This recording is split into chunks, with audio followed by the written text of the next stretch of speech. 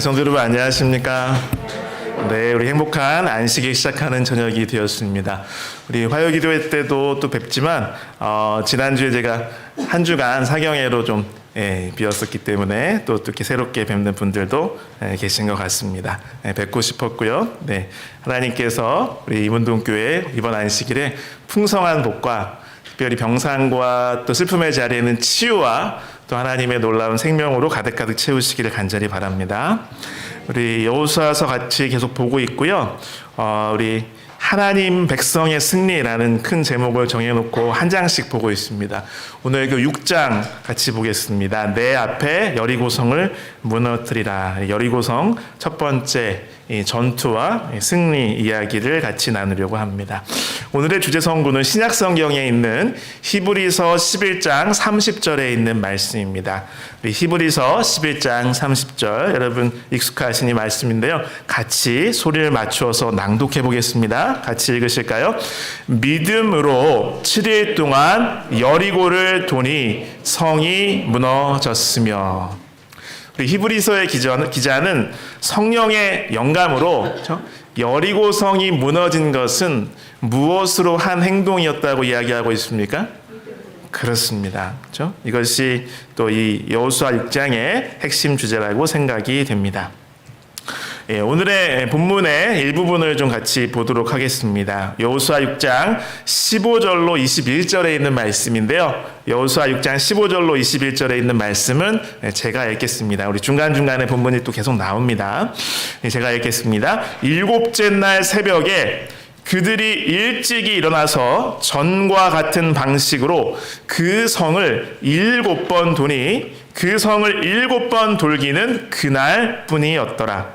7번째에 제사장들이 나팔을 불 때에 여호수아가 백성에게 이르되 외치라. 여호와께서 너희에게 이 성을 주셨느니라.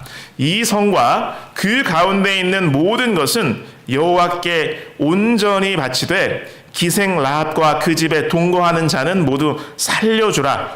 이는 우리가 보낸 사자들을 그가 숨겨 주었음이니라. 너희는 온전히 바치고 그 바친 것 중에서 어떤 것이든지 취하여 너희가 이스라엘 진영으로 바치는 것이 되게 하여 고통을 당하게 되지 아니하도록 오직 너희는 그 바친 물건에 손대지 말라. 은금과 동철 기구들은 다 여호와께 구별될 것이니 그것을 여호와의 곳간에 드릴지니라 하니라. 이에 백성은 외치고 제사장들은 나팔을 불매 백성이 나팔 소리를 들을 때에 크게 소리질러 외치니 성벽이 무너져 내린지라. 백성이 각기 앞으로 나아가 그 성에 들어가서 그 성을 점령하고 그 성 안에 있는 모든 것을 온전히 바치되 남녀노소와 소와 양과 나귀를 칼날로 멸하니라. 아멘. 이 여호수아 6장의 내용 여러분 많이 들으신 익히 많이 읽으신 그 내용입니다. 우리 1절은 배경 상황을 설명하고 있습니다. 그리고 2절부터 5절까지는 우리 바로 전 그 내용이 맞죠? 하나님의 군대 장관, 하나님의 군대 대장, 곧 예수님께서 하나님께서 나타나셔서 여호수아를 만나 주셨잖아요. 그래서 직접 작전 지시를 내리시는 장면입니다. 그리고 6절, 7절은 이 하나님의 명을 받들고 이제 백성들에게 모든 군사들에게 여호수아가 작전을 지시합니다. 8절부터 14절에 우리가 많이 아는 바와 같이 6일 동안 성 둘레를 특별한 대열을 만들어서 계속 행진을 합니다. 그리고 15절부터 19절에는 7번째 날이었어요. 그래서 행진과 여호수아의 지시가 있었고요. 우리 읽어본 바와 같이 여리고성이 함락되었습니다. 그리고 22절부터 25절까지는 그렇죠? 이전에 나왔던 그 라합 그리고 라합에게 했던 정상꾼들의 약속대로 라합과 그 가족들이 구원을 받았다는 것이 서술되어 있고요. 26절에 나중에 이제 엘리야 선지자가 그 실행에서 유명한 그 여호수아가 이것을 다시 중건이죠, 중건. 다시 건축하지 말라라는 그 예언적인 저주를 하는 내용이 나옵니다. 그리고 27절에 결론적으로 여리고성의 정복 사역을 이 사업을 결론적으로 마무리하고 있습니다. 여러분 이 대목은 굉장히 또 많은 사람들이 또 비난하는 또 이제 기독교와 또 우리 하나님에 대해서 오해하면서 많이 비난하는 또 그러한 내용이기도 합니다. 일전에 잠깐 제가 설명해 드렸지만 많은 사람들이 이제 요즘의 생각을 가지고 이 정말 남녀노소 가축 모든 한 명 한 마리도 남겨놓지 않고 다 이렇게 죽이라고 이렇게 명하셨고 그렇게 실행하잖아요. 그래서 이 모든 생명을 다 학살하게 한 정말 이 잔인무도한 그런 하나님이 아니냐라고 이렇게 비난을 하기도 합니다. 그런데 우리는 이 여호수아의 가나안 정복 사업을 바르게 좀 이해할 필요가 있는데요. 이 이스라엘 백성들이 가나안을 정복했잖아요. 그런데 이것은 가나안 원주민에게는 400년 동안 지연되고 예고되었던 하나님의 심판의 집행을 의미했다는 사실입니다. 그래서 신명기의 언약 저주를 통해서 나중에 이스라엘 백성들도 몇백 년 뒤에 하나님의 언약 저주에 따라서 북방 이스라엘 멸망하고 남방 유다 멸망할 때 그 모든 그 재앙들을 당하잖아요. 이민족의 침입으로. 이러한 것과 같은 그러한 맥락입니다. 우리 이런 생각을 좀 한번 해보게 됩니다. 여러분이 국가에서 반역자를 체포하게 되면 어떻게 다뤄야 할까요? 이 반국가 사범은 어떻게 처분해야 맞겠습니까? 사실 공동체에서 쫓아내야 됩니다. 사형 아니면 다른 나라로 가서 살 수 있도록 추방해야 맞습니다. 그래서 하나님께 반역하는 피조물의 결국은 다른 것이 없어요. 생명을 잃어버리는 것입니다. 영원한 죽음인 것이죠. 나는 당신을 하나님으로 인정하기 싫습니다. 당신의 통치 아래서 나는 살기 싫어요. 이렇게 말하는 피조물들을 하나님께서 어떻게 하셔야 돼요? 그렇죠? 그래서 이 죄와 악에 대한 하나님의 심판은요, 필연적이기도 하고 필수적입니다. 여기 창세기 15장 16절에 우리가 이미 아시다시피 이걸 이제 현대어 성경으로 제가 한번 준비해 보았는데요. 내 후손이 이 땅으로 되돌아오려면 내 세대는 지나야 할 것이다. 이게 누가 누구에게 한 말씀이죠? 하나님께서 아브라함에게 오래전에 하신 말씀이잖아요. 그때까지는 내가 이 땅에 살고 있는 이 땅 어떤 땅이에요? 가나안 땅이에요. 아모리 사람에게 벌을 내리지 않을 것이다. 그러니까 지금도 벌을 내려야 마땅하지만 아직은 좀 기회를 더 주겠다는 그런 뜻이죠. 그러나 그때가 되면 같이 한번 읽어볼까요? 그러나 시작. 그러나 그때가 되면 아모리 사람들이 하는 짓이 너무도 험악하여 극에 달할 것인데 그때에 내가 그들을 징벌할 것이다. 왜 그러신 거예요? 아모리 사람도 가나안 원주민도 하나님 백성이기 때문에 그런 거예요. 그렇죠. 그들에게도 기회를 주시는 거예요. 좀 선하고 바르게 살 수 있는 기회를. 바로 그때쯤 내 후손이 이 땅으로 되돌아올 것이다. 그렇죠? 하나님도요, 사실 아브라함한테 약속을 해 주셨는데 그 후손이 빨리빨리 약속의 땅에 정착하면은 아마 좀 속으로 더 좋으시지 않았을까요? 그런데 이 하나님께서 하신 요 말씀만 보면은 무엇 때문에 좀 시간을 좀 이렇게 더 길게 잡으신 것 같아요. 그렇죠. 가나안 백성들한테 기회를 주시기 위함이었던 것이죠. 그래서 하나님께서는 400년만 기다리신 게 아니고요. 사실 430년 기다리셨고요. 그 다음에 이스라엘 백성들이 또 광야에서 얼마나 보내요? 총 40년 보냈잖아요. 그래서 그동안에 충분히 그들에게 되돌아오라고 정확한 직업은 그렇죠. 그렇죠. 기생이었죠. 네, 다 알고 있었어요.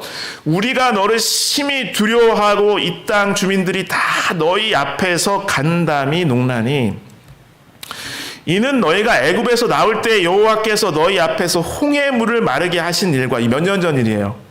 40년 전 일이에요. 너희가 요단 저쪽에 있는 아모리 사람의 두 왕 시혼과 옥에게 행한 일, 곧 그들을 전멸시킨 일을 우리가 들었습니다. 이것도 굉장히 오래전 이야기입니다. 사실은 우리가 듣자 곧 마음이 녹았고 너희로 말미암아 사람이 정신을 잃었나니 너희의 하나님 여호와는 위로는 하늘에서도 아래로서는 땅에서도 하나님이시니라. 그러니까 하나님께서 이 땅을 그렇죠? 심판의 잔이 차서 당신의 백성들에게 넘겨주었다는 사실을 알고 있었다는 거예요, 그들이. 여기 부조와 선지자 487쪽에는 이렇게 설명하고 있습니다. 가나안 땅에서 가장 크고 견고한 성 중에 하나인 부유한 여리고 성읍은 길갈에 있는 이스라엘 진영에서 매우 가까운 곳에 있었다. 비옥한 평원의 변경에 자리 잡고 있어서 열대 지방의 윤택한 각종 생산물이 풍부했고, 그렇죠? 그래서 이 종려나무의 성읍이라는 그런 별명이 있었잖아요. 사치와 죄악의 소굴인 궁전과 신전이 있고 그 뒤에 육중한 성벽이 둘러 있는 이 거만한 여리고 성읍은 이스라엘의 하나님께 도전하였다. 그러니까 이런 상황을 알면서도 하나님의 뜻을 따르기를 거역하고 한번 해볼 테면 해보세요. 뭐 이런 마음으로 이렇게 있었다는 거죠. 예. 그 다음에 여리고는 지금 글자체가 조금 그래서 약간 그 텍스트가 제대로 안 보이는데요. 여리고는 우상 숭배 본거지 중 하나인데 특히 달의 여신 아스타롯을 섬기는 곳이었다. 이곳은 가나안인들의 종교 중에 가장 비열하고 가장 부패된 모든 것들의 중심지였다. 가나안인들은 가장 더럽고 가장 부패한 이교에 빠졌으므로 하나님의 은혜스러운 목적을 성취하는 데 분명히 방해가 될 것이므로 그들을 그 땅에서 제거해야 할 필요가 있었다. 그 땅은 하나님께서 세계 선교와 그렇죠? 그리스도의 탄생을 위해서 교회의 시발점으로 특별히 그 선택한 땅이기 때문에 그 땅에서 이렇게 계속 하나님의 뜻에 거역하는 사람들을 몰아낼 필요가 있었다고 하는 것입니다. 그래서 430년 전에 이미 그들의 심판을 하시겠다고 하나님께서 예고를 하셨어요. 그런데 만약 430년 후에 그래도 불쌍해서 어떻게 하냐. 그래서 하나님의 약속을 지키지 않으시고 그들을 벌하지 않으셨다면 어떻게 되었을까요? 그러면 모든 사람들이 하나님께 대해서 어떻게 생각해야 할 거예요? 할 것 같아요. 하나님도 거짓말을 하시는구나. 그렇죠? 뭐 허세만 부리시는 거 아닌가? 능력이 없는 건가? 그렇죠. 힘이 없는 하나님이신가? 아니면 그냥 다 봐주시나? 이렇게 생각할 수 있다고 하는 것입니다. 여기 보니까 지난 1995년에 이 여호수아의 내용을 우리 교과로 배웠더라고요. 그래서 거기에 보면 이런 내용이 있어요. 20세기의 발굴과 여호수아 당시의 것으로 보이는 우가릿 점토파는 그들의 종교 의식 중 다산 숭배의 핵심으로서 가나안 족속들 사이에서 행해진 총체적인 성적인 방탕을 드러내었는데 이거는 사실 글로 표현하기가 참 그렇다고 하는 것입니다. 서판의 내용은 또한 가나안 족속들의 신과 여신들의 특징이었던 피와 폭력에 대한 탐욕스러운 갈망을 나타내었다. 그러니까 이제 어떤 사람들을 희생시키고 이렇게 잔혹하게 대하는 것을 또 종교적으로 행했다는 거예요. 사람들은 하나님과 종교에 대해 그들이 가진 개념 이상 더 높아질 수가 없다. 가나안 종교는 그 핵심에 성과 폭력에 대한 그와 같은 개념을 가지고 있었으므로 수세기 이내에 온 문명이 성령의 권고에 반응할 능력을 상실하게 된 것은 이상한 일이 아니다. 마음이 완전히 이렇게 하나님께 대적하는 쪽으로 다 굳어졌다는 거죠. 그들의 생존을 마감시킨 것은 공의일 뿐 아니라 자비였다라고 이렇게 해석하고 있습니다. 그렇습니다. 뭐 이 영화나 드라마에 나오는 그 재판 장면이죠. 법이 있어요. 법을 어긴 죄수가 있습니다. 사형죄가 언도되었어요. 법에 비춰보면 사형이 마땅합니다. 재판받게 되었습니다. 그가 죄를 저지른 것이 사실로 드러났습니다. 그러면 판사는 법대로 사형을 언도하는 것이 맞는 거예요? 아니면 법을 어기고 무죄를 선언하는 것이 맞는 거예요? 그렇습니다. 사형을 언도해야 합니다. 총체적인 멸망 가운데서도 누구는 살아남았어요? 라합과 그 집에 같이 피신해 있던 사람들, 그 친인척들은 살았어요. 그들은 구원을 받았다고 하는 것이죠. 지난번에도 한번 언급받았지만 이것은 마지막 최후의 심판 전까지도 여리고 백성들에게 원하기만 하면 구원받을 기회는 아직도 있었다는 것을 뜻하는 것입니다. 그래서 그들은 둘 중에 하나를 택하면 여리고성의 멸망에서 살아남을 수 있었어요. 하나는 이주를 하거나요, 아니면 회개하거나 둘 중에 하나였습니다. 근데 그 어느 것도 선택하지 않았고, 하나님 덤비려면 덤벼보세요, 이렇게 이런 식으로 반항하는 마음으로 하나님께 대들고 있었다고 하는 것입니다. 여러분, 여기 17절은 우리가 아까 읽어보셨고요. 이 라합과 그의 가족의 구원에 관해서 저는 이렇게 생각을 하게 되는데요. 여러분, 우리 모든 사람도 멸망이 운명 지어진 세상에 살아갑니까? 그렇습니다. 마치 태어나면서부터 사형 선고를 받은 것과 똑같은 운명을 가졌나요? 그래요. 안타깝게도.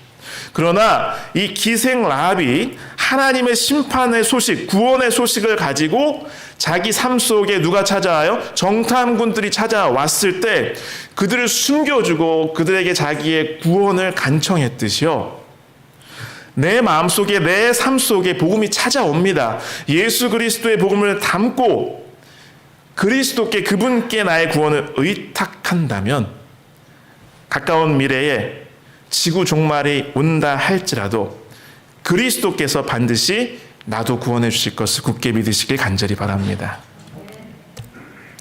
그래서 또한 이 이스라엘 군대의 이 일곱 날, 7일 동안의 이 침묵 행진 기간이었잖아요. 근데 그것을 한 신학자는 말하기를, 그 여리고성 주민에게는 이거는 굉장히 한편으로 우스꽝스럽고 한편으로 굉장히 공포스러운 그런 상황이었는데요. 그러나 그 기간은 또한 회개할 수 있는 마지막 기간이기도 했다라고 이렇게 설명하고 있습니다.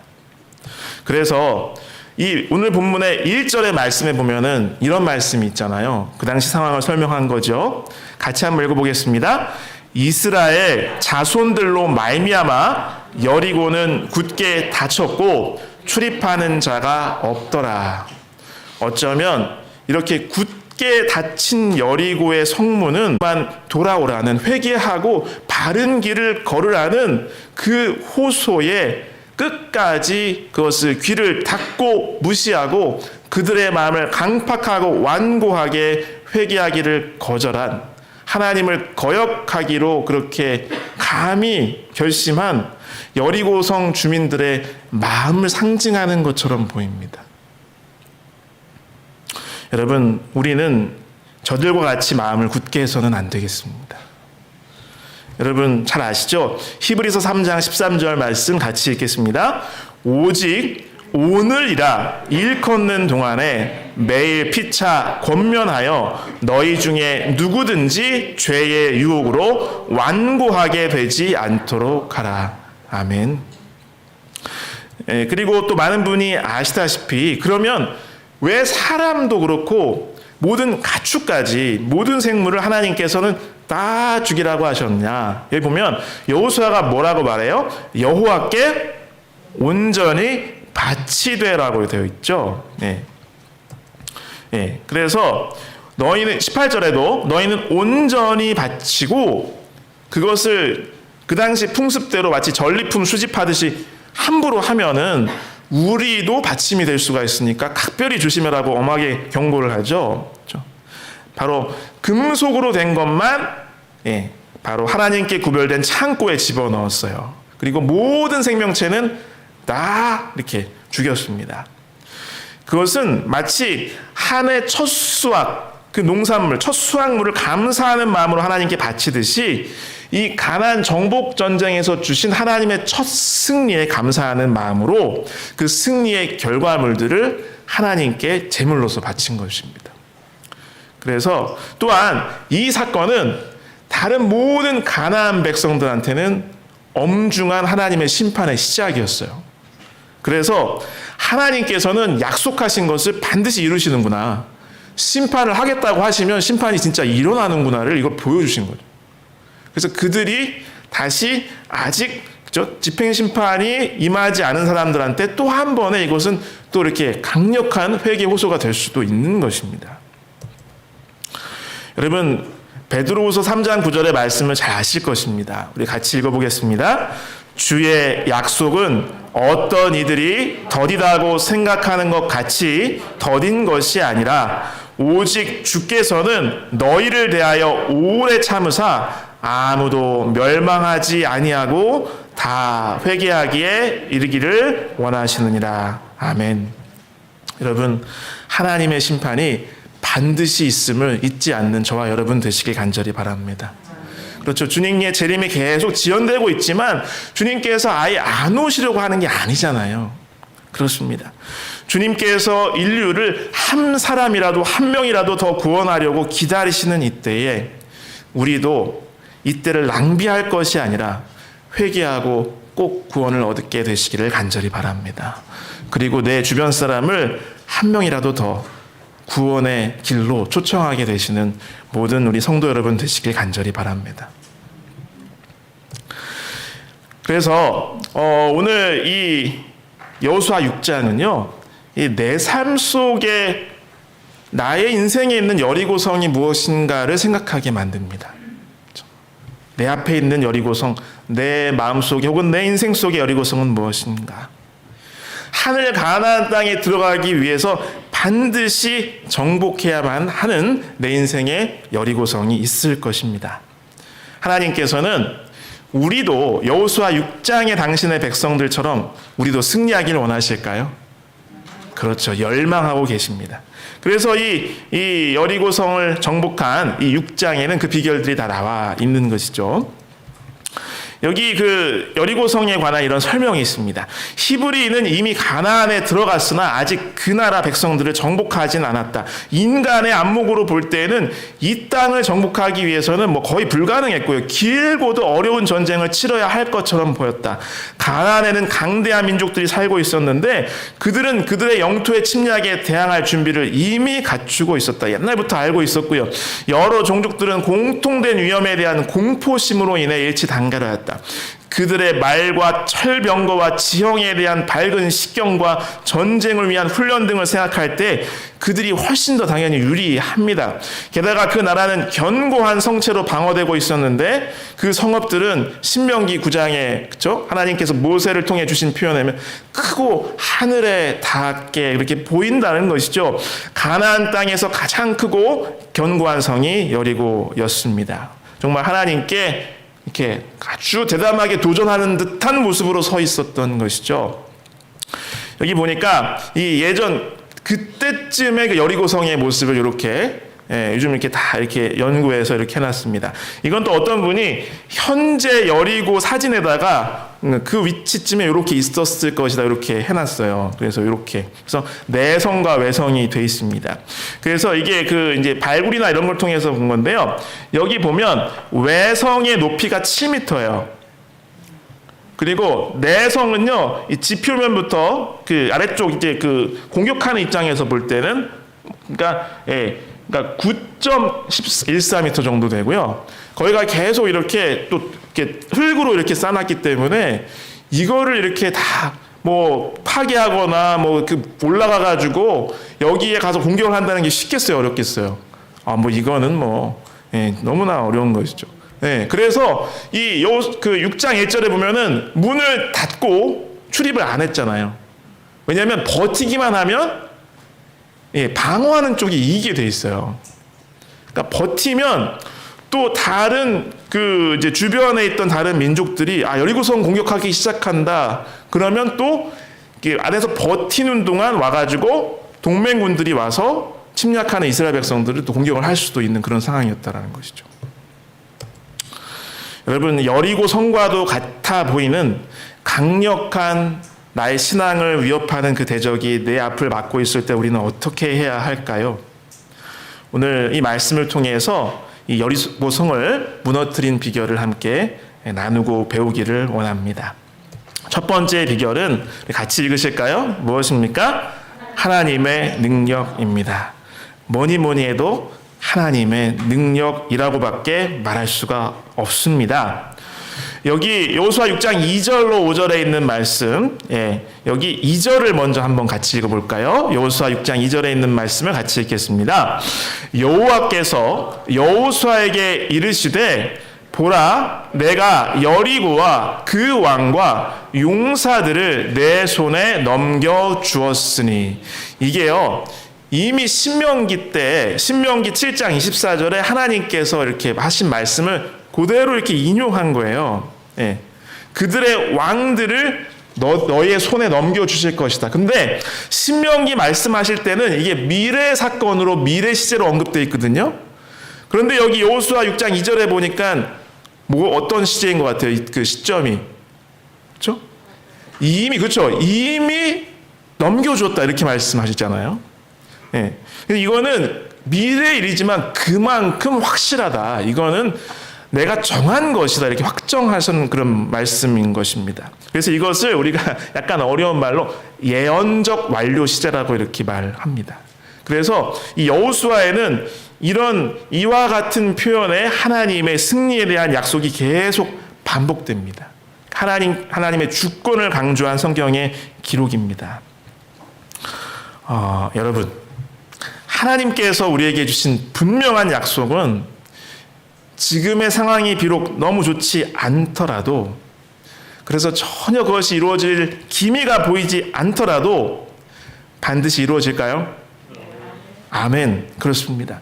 하나님의 주권 안에서 반드시 내 삶의 이루어짐을 의심하지 마시고 굳게 믿으시길 간절히 바랍니다.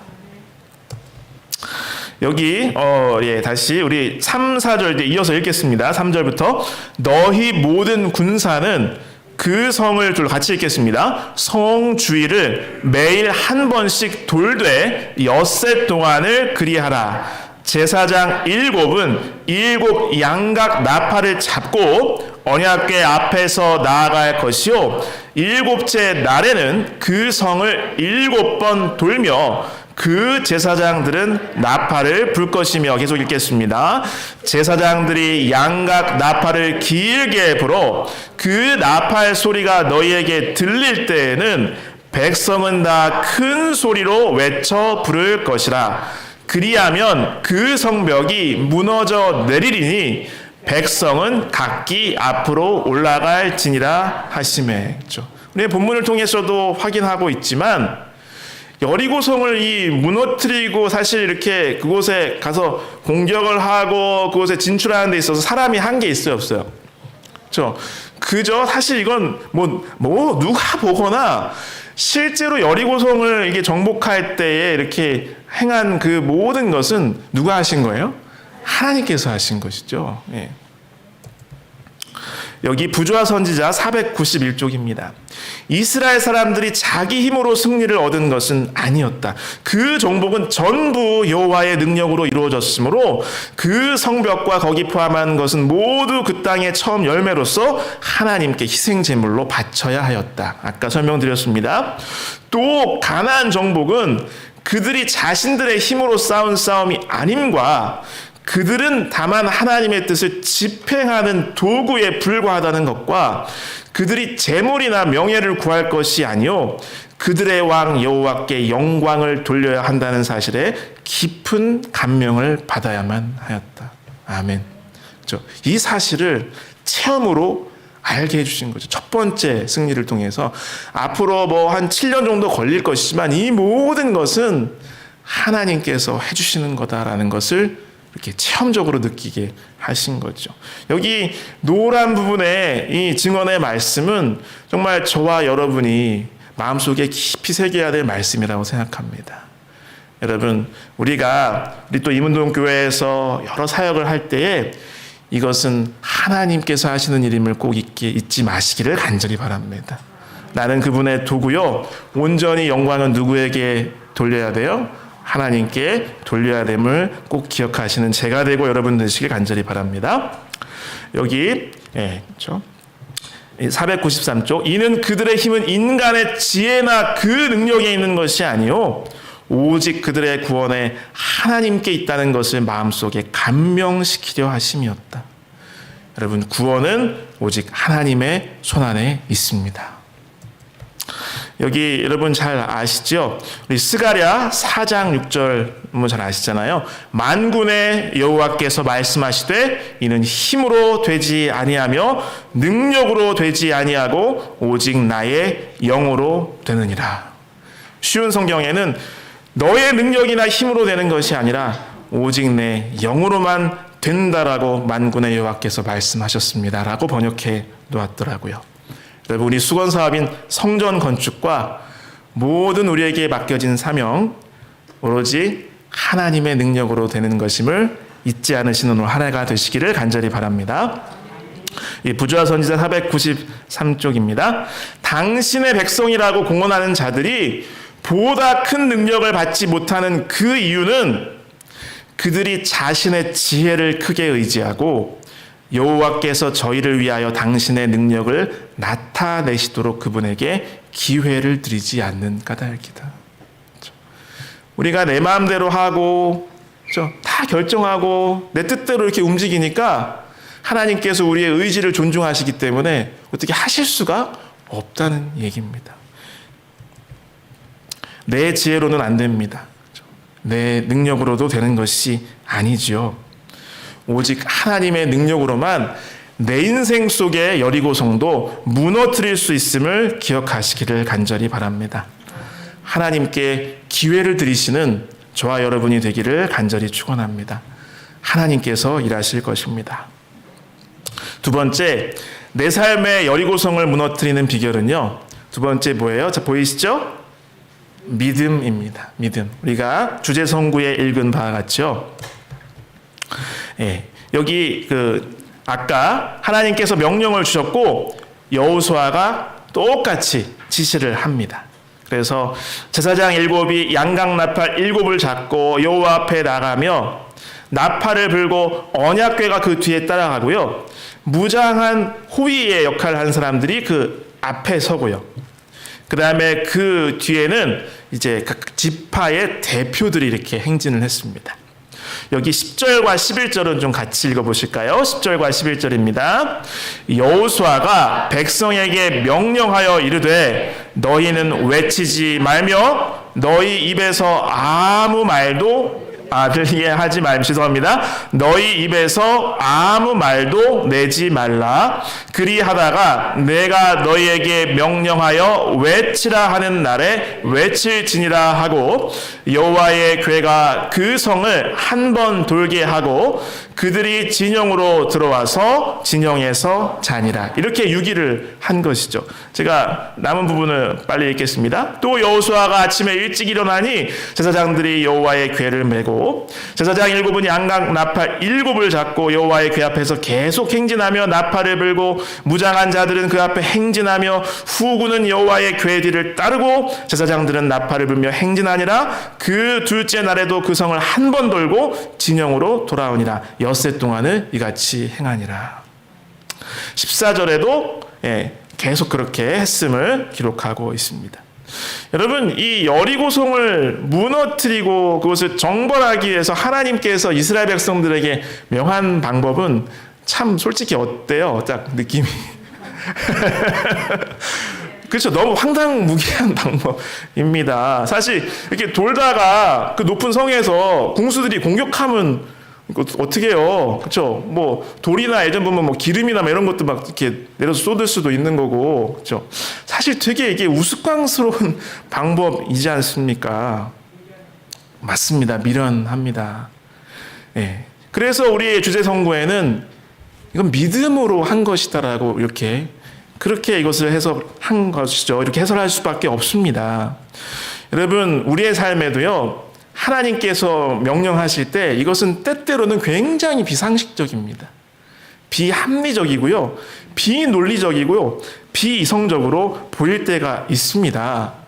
그러나 이스라엘 백성들이 그러한 하나님의 명령을 그대로 따랐을 때 놀라운 승리를 거두었음을 우리는 잊지 말아야 할 것입니다. 여기 이렇게 해설을 하고 있습니다. 증언의 말씀이에요. 믿음으로 여리고성이 무너졌다. 여호와의 군대 장관은 여호수아로 더불어만 교통하시고 자신을 모든 회중에게 나타내시지 않았다. 그러니까 여호수아가 이 말을 이렇게 아주 근엄한 표정으로 말할 때 백성들이 굉장히 이상하게 생각할 수도 있었다는 거예요. 예. 왜냐하면 그 예수님의 모습을, 하나님 모습을 직접 보질 못했으니까요. 백성들은 여호수아의 말을 믿든지 의심하든지 하는 것은 오직 이스라엘 회중에게 달려 있었다. 그들은 하나님의 아들의 지도하에 그들을 옹이한 천사들의 무리를 볼 수 없었다. 그들은 다음과 같이 주장할 수도 있었다. 아니, 수양의 뿔로 만든 나팔을 불면서 날마다 성벽주의를 행진하는 거, 먼지라도 하나, 돌멩이라도 하나 이렇게 빼낼 수 있겠습니까? 라고 말할 수 있는 상황이었다는 것이죠. 그러나 성벽을 최후로 무너뜨리기 전에 오랫동안 이런 의식을 계속하게 한 모든 계획은 이스라엘의 백성 중에 신앙심을 개발시킬 기회를 주시고자 하심이었다. 하나님을 온전히 의지하는 것을 실천해 봐라라고 하는 것이죠. 네. 체험하라고 하는 것이죠. 이는 그들의 힘은 인간의 지혜는, 아까 읽었습니다. 그렇죠? 그래서 그것을 마음속에 감명시키려는 하나님의 의도였고요. 자, 노란 부분 맨 마지막 줄에 있는 두 줄 한번 같이 읽어보겠습니다. 이리하여 이스라엘 백성들은 전적으로 그들의 거룩하신 지도자를 의지하도록 숙달되어야 하였다.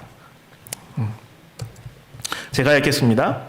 하나님께서 당신을 신뢰하는 자들을 위하여 큰 일을 행하실 것이다. 당신의 백성이라고 공언하는 자들이 보다 큰 능력을 받지 못하는 그 이유는 그들이 아까 읽었죠. 그들이 자신의 지혜를 너무나 크게 의지하고 하나님께서 능력을 발휘할 기회를 주지 않기 때문이라는 것입니다. 하나님께서는 그들이 당신을 전적으로 신뢰하고 충실히 당신을 순종한다면 당신을 믿는 자녀들을 위급할 때마다 도와주실 것이다. 여러분, 올 한 해에 우리 교회와 여러분 개개인과 가정을 하나님께서 이렇게 돌보시길 간절히 바랍니다. 그래서 교회 증언 사권에는요, 이것을 언급하면서요, 선지자께서 이렇게 좀 이렇게 안타깝게 호소하고 있어요. 우리는 한 백성으로서 믿음이 부족하다. 오늘날 여리고를 점령할 때 이스라엘 군대가 했던 것처럼 하나님의 택하신 종을 통해서 주신 지시를 따르고자 하는 자들이 거의 없다. 안타깝다라는 것이죠. 그러나 하나님의 미련함이 누구보다 지혜로워요? 사람의 지혜보다 지혜로움을 기억하시길 간절히 바랍니다. 그래서 여리고 주위를 이렇게 침묵 행군을 한 7의 시간은요, 이스라엘 백성들이 믿음을 발휘하는 시간이었고요. 믿음을 가지고 참고 하나님께서 일하시는 모습을 기다리는 시간이었고요. 믿는 바를 실천하는 시간이었습니다. 여러분, 우리도요, 하나님께서 이거 내 손에 붙였나니 이거 너에게 허락했어 라고 말씀하시면 그 말씀을 믿고 참고 기다리는 믿음을 기르시길 간절히 바랍니다. 그리고 하나님께서 그리하면 그 성벽이 무너지리니 라고 말씀하시면 그 말씀을 믿고 감사하며 그대로 따라서 말하고 행동하고 실천하는 우리가 되시길 간절히 바랍니다. 예전에 나온 책인데요. 이 영어판 지금도 구할 수 있을 것 같아요. 이렇게 검색해 보시면 이렇게 치유하는 말씀들, 치유하는 말들이라는 책이 있어요. Healing Words라는. 이게 뭐냐면 269명의 의사들에게 질문했어요. 신앙이 치료에 도움이 됩니까? 했더니 응답자의 99%가 그렇습니다라고 대답을 했어요. 그리고 환자를 위하여 중보 기도를 했을 때 본인이 기도한 것 이상으로, 그러니까 환자 본인이 기도한 것 이상으로 효과가 더 나타났습니까? 75% 201명이 실제 치료해보니까 그렇습니다라고 대답했습니다. 여러분, 특별히 병사에 계신 모든 형제 자매들이시여, 우리 여러분을 위해서 우리 중보의 기도가 있음을 기억하시길 간절히 바랍니다. 하나님을 믿는 것이 승리의 비결입니다. 여러분, 역대하 20장 20절 같이 읽겠습니다. 너희는 너희 하나님 여호와를 신뢰하라. 그리하면 견고히 서리라. 그의 선지자들을 신뢰하라. 그리하면 형통하리라. 아멘. 요즘 우리 교과에 보니까 딱 이러한 간증이 있어서 여러분 다 읽으셨겠지만 한번 소개해 드리겠습니다. 탄자니아 믿음의 기도입니다. 고등학교를 졸업한 엘리야는 재림교회 소속 이 아루샤 대학교에 입학했습니다. 하지만 등록금을 낼 돈이 없었습니다. 그는 고등학교 동창인 친구 조셉에게 전화를 걸어 어디에서 공부할 계획인지 물었습니다. 아루샤 대학교에 함께 다니면 좋을 것 같다라고 조셉이 말했습니다. 엘리야는 조셉과 함께 다니는 것이 좋겠다고 생각했습니다. 그들은 아루샤 대학교에 지원했고 교육학 전공자로 합격했습니다. 엘리야와 조셉은 하나님께 감사드렸습니다. 하지만 둘 다 대학 등록금을 충당할 돈이 부족하여 국가 보조금을 신청했습니다. 떠나기 일주일 전에 엘리야는 욤보 재림교회 기도주일에 참석했습니다. 목사님은 청중들에게 기도 요청 사항들을 종이에 적어 달라고 했습니다. 놀랍게도 엘리야는 기도 요청이 아닌 감사의 내용을 적는 자신을 발견했습니다. 하나님, 제가 아루샤 대학에 입학할 수 있게 해주시고 학비를 충당할 수 있게 재정 지원을 받을 수 있도록 도와주니 감사합니다. 이렇게 쓴 거예요. 그는 어떠한 재정적 지원도 받지 못했지만 하나님이 주실 것을 믿으며 이렇게 글을 썼습니다. 금요일에 엘리야와 조셉은 탄자니아의 예수도 이름이 좀 복잡해요. 발음은 다르 에스 살람에서 우사강 마을에 있는 대학교까지 370원 600km의 여정을 위한 승차권을 예배하기 위해서 버스 정류장에 갔습니다. 승차권을 구입한 후 조셉은 그들의 미래에 대해 궁금해하며 큰 소리로 말했습니다. 아니 학비도 없는데 600km 버스 타고 지금 우리는 아루샤행 승차권을 예매했지만 알다시피 우리는 거기 가는 것도 처음이고 뭐 우리 생활비도 없고 등록금도 없는데 야 너 우리 어떻게 할게 이렇게 물어본 거예요. 그랬더니 엘리야가 물었습니다. 너 하나님 믿지? 조셉이 응 하지만 엘리야가 다시 물었습니다. 내가 믿는 하나님이 내가 믿는 하나님과 같지 않을까? 그러자 조셉이 친구가 응이라고 대답했어요. 하나님은 우리가 버스표를 예매하도록 허락하셨기 때문에 우리가 살아갈 수 있도록 도와주실 거야. 그리고 엘리야는 말했습니다. 그날 늦게 그들은 재정 지원이 승인되었다는 소식을 들었습니다. 그렇습니다. 여러분, 예수님께서도 하나님께 진심으로 구했으면 받은 줄로 믿으라 이렇게 말씀하셨습니다. 여리고성은 하나님의 약속을 믿음으로 무너졌습니다. 여러분, 우리도 그 약속을 온전히 신뢰하시고 그 약속대로 행하시고 그 약속대로 말씀하시고 실천하게 되시길 간절히 바랍니다. 예, 마지막 비결입니다. 예, 무엇이죠? 네, 순종입니다. 여기 15절 16절 제가 다시 읽겠습니다. 일곱째 날 새벽에 그들이 일찍 일어나서 전과 같은 방식으로 그 성을 7번 도니 그 성을 7번 돌기는 그날뿐이었더라. 7번째 제사장들이 나팔을 불 때 여호수아가 백성들에게 이르되 외치라 여호와께서 너에게 이 성을 주셨느니라. 이 방법도 역시 이해되기 너무나 어려운 이해가 안 되는 방법이었어요. 근데 그대로 20절 21절 아까 읽었습니다. 백성은 순종했습니다. 외치고 제사장들은 나팔을 불매 나팔 소리 들을 때 크게 외치니까 성벽은 무너졌고 각기 백성은 앞으로 나아가서 하나님의 뜻을 행하고 그 안에 있는 것을 온전히 하나님께 바칠 수 있었다고 하는 것입니다. 어떠한 공성병기 사용하지 않았습니다. 활을 쏘지도 않았어요. 어떤 인간적인 공격을 한 게 아니에요.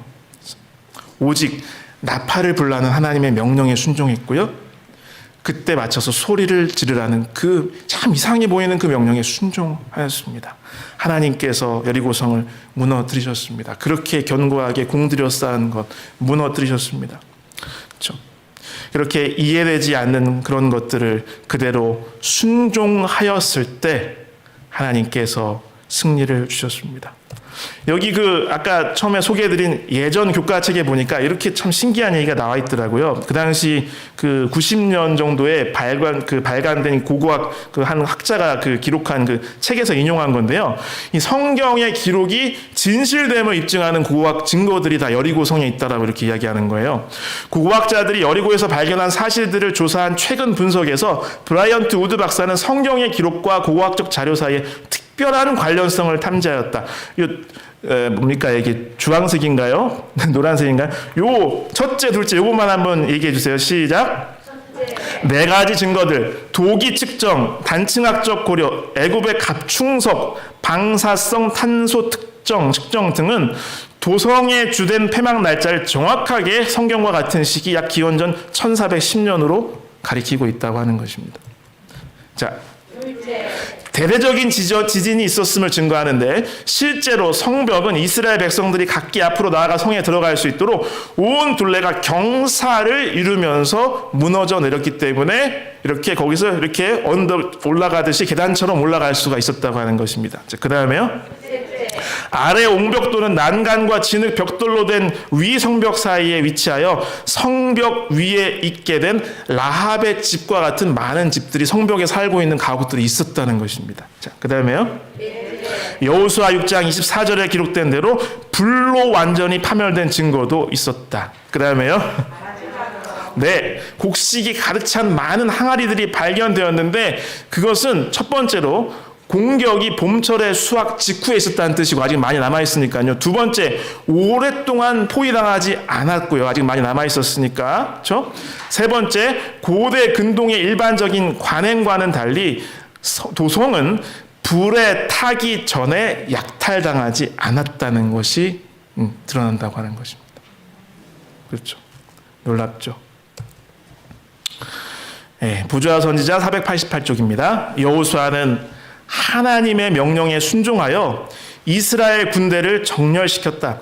대열의 선두에 무사들이 섰었는데 그들은 선발된 용사의 단체이었으나 지금은 그들 자신의 수완과 용맹의로가 아니요 하나님 언약궤가 행렬의 중심에 있었잖아요. 하나님의 임재의 상징이고 율법이고 언약이죠. 그런데 그것은 그렇죠? 바로 이스라엘이 내세울 것은 하나님이 그들과 함께 하신다는 것과 그들이 하나님의 법에 순종한다는 것밖에 없음을 상징하는 의미가 있었다는 것입니다.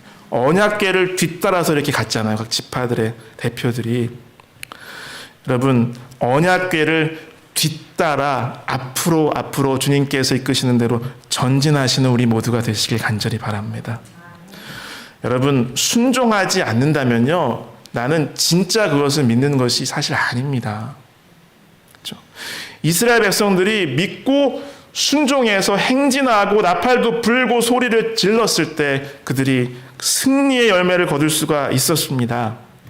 여러분, 우리의 삶을 돌이켜보길 원합니다. 나는 하나님의 말씀을 순종한가 아니면 아직도 나의 상식과 이성과 경험을 순종하는가. 우리 하나님께서 자비를 베풀어 주시고 우리의 믿음 없음을 용서해 주시고 우리에게 믿음을 더하시길 간절히 바랍니다. 여러분, 무엇에 순종하느냐가 운명을 결정하지요. 로마서 6장 16절에 있는 말씀 잘 아시잖아요.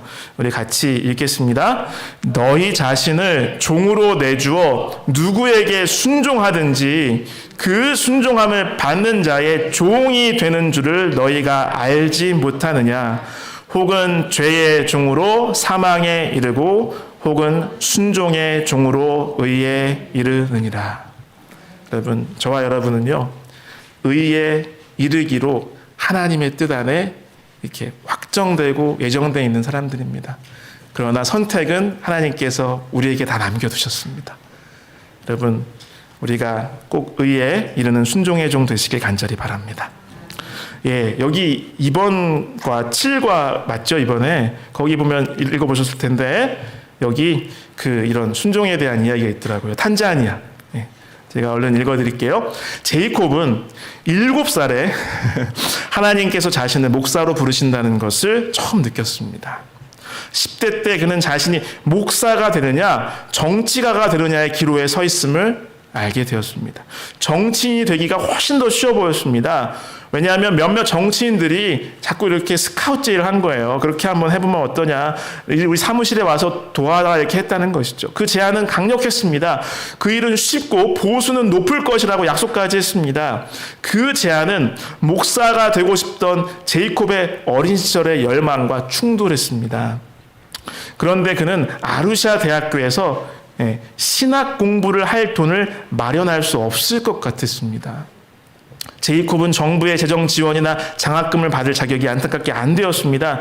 제이콥은 그래서 하나님을 시험하기로 했습니다. 그는 11조와 헌금을 충실하게 드렸고 말라기 3장 10절의 약속을 주장하였습니다. 제이콥은 기도했습니다. 사랑하는 주님, 저는 정치인이 되라는 또는 주님의 일에 동참하라는 부르심을 기다리겠습니다. 어느 쪽이든 먼저 오는 부르심을 받아들이겠습니다.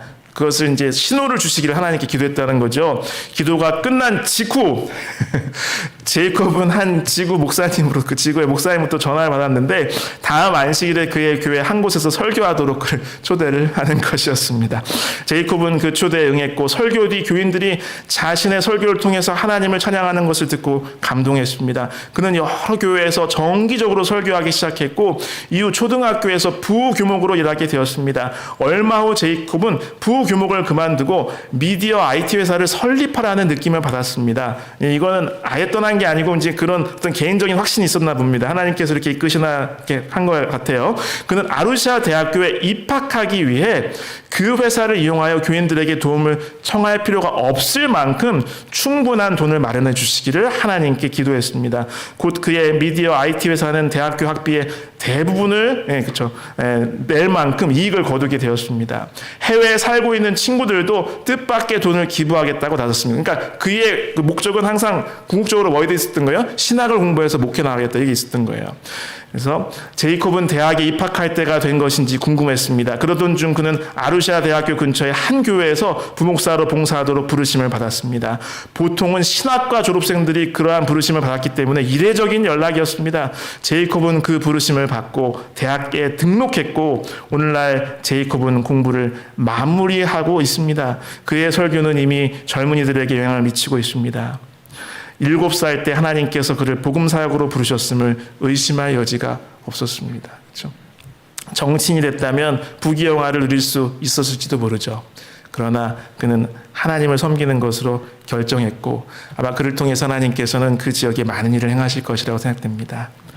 여러분, 여리고성은 하나님께 순종함으로 무너졌습니다. 이해할 수 없을 수 있습니다. 말이 되지 않을 수 있었습니다. 그러나 하나님의 분명한 명령이 우리들에게도 주어진다면 기꺼이 순종하는 제가 되고 여러분 되시기를 간절히 바랍니다. 하나님께서는 내 삶의 여리고성을 무너뜨리실 것입니다. 여러분, 고린도후서 5장 7절 말씀입니다. 같이 읽겠습니다. 이는 우리가 믿음으로 행하고 보는 것으로 행하지 아니함이로라. 아멘. 말씀을 맺겠습니다.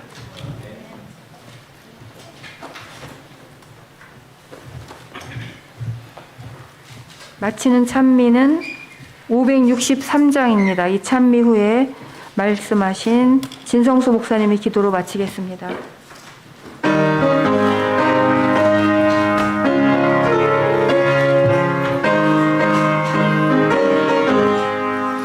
주의 진리 위에 십자가 공기 높이 높이 받들고 주의 귀한 이름 자랑하면서 찬송하며 나가세 나가세 나가세 담대한 주의 군사여 목숨 다하여 싸우며 최후 승리 없겠네.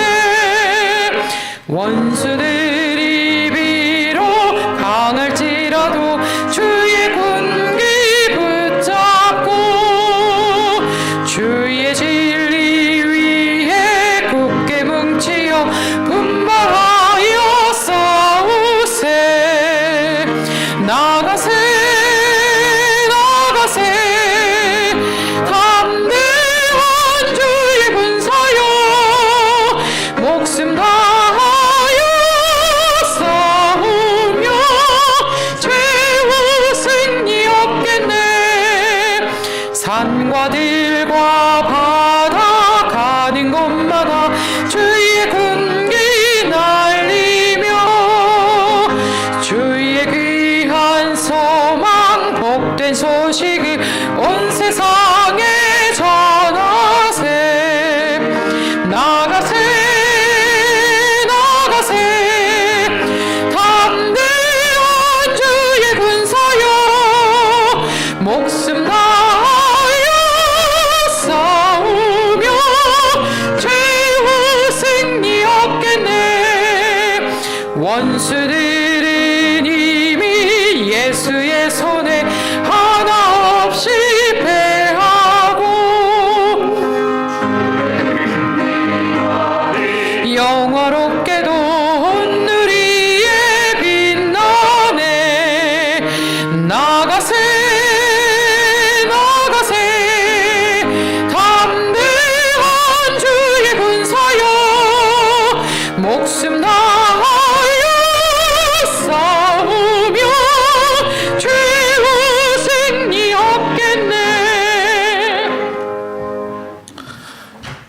하늘에 계신 아버지 하나님, 너무나 보잘것없고 지혜도 능력도 한참이나 부족한 저희들을 놀라운 우리 그리스도의 승리에 동참하는 주의 군사로 불러주시니 너무나 감사드립니다. 아버지 하나님, 우리에게 믿음을 더하여 주시옵소서. 살아있는 믿음을 주시옵소서. 아버지 하나님,